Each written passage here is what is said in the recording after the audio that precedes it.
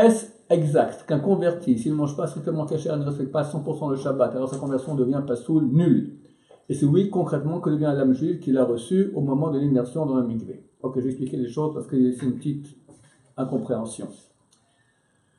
Pour se convertir de façon valable, il faut, pour un homme d'abord, faire la Brit Mila, ensuite, pour un homme et une femme, tremper dans le mikvé, face à un tribunal rabbinique valable, ça veut dire orthodoxe, et auparavant, prendre sur soi le joug de la Torah, c'est de prendre sur soi l'acceptation de pratiquer les 613 lois de la Torah.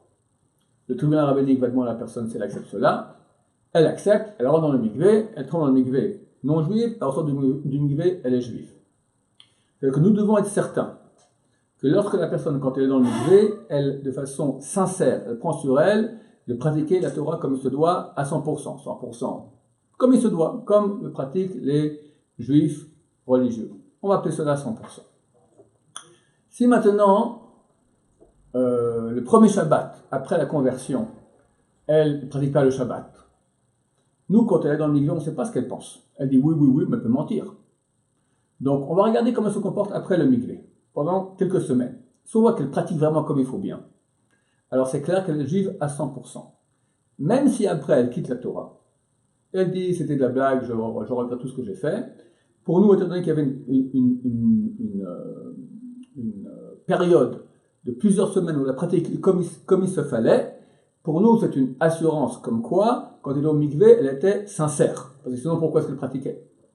Donc c'est clair qu'elle était sincère. Maintenant, ça arrive, même des bons juifs, des fois, ils quittent la Torah. D'accord? Une décision qui est sincère peut s'émousser avec le temps.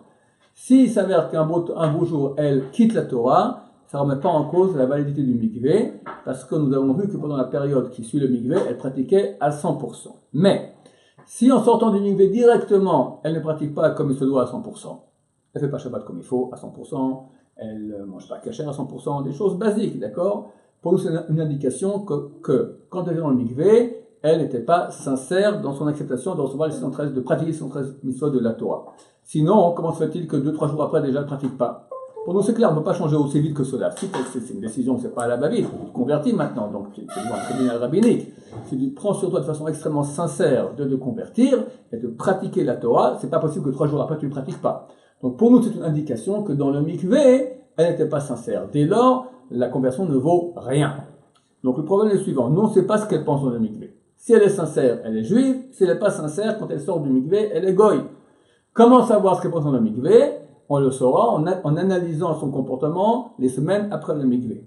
Si après 1 ou 2 mois, elle quitte la Torah, mais pendant ce 1 ou 2 mois, elle pratique comme il se fallait la Torah, alors elle est juive à 100%, bien qu'elle ait quitté après.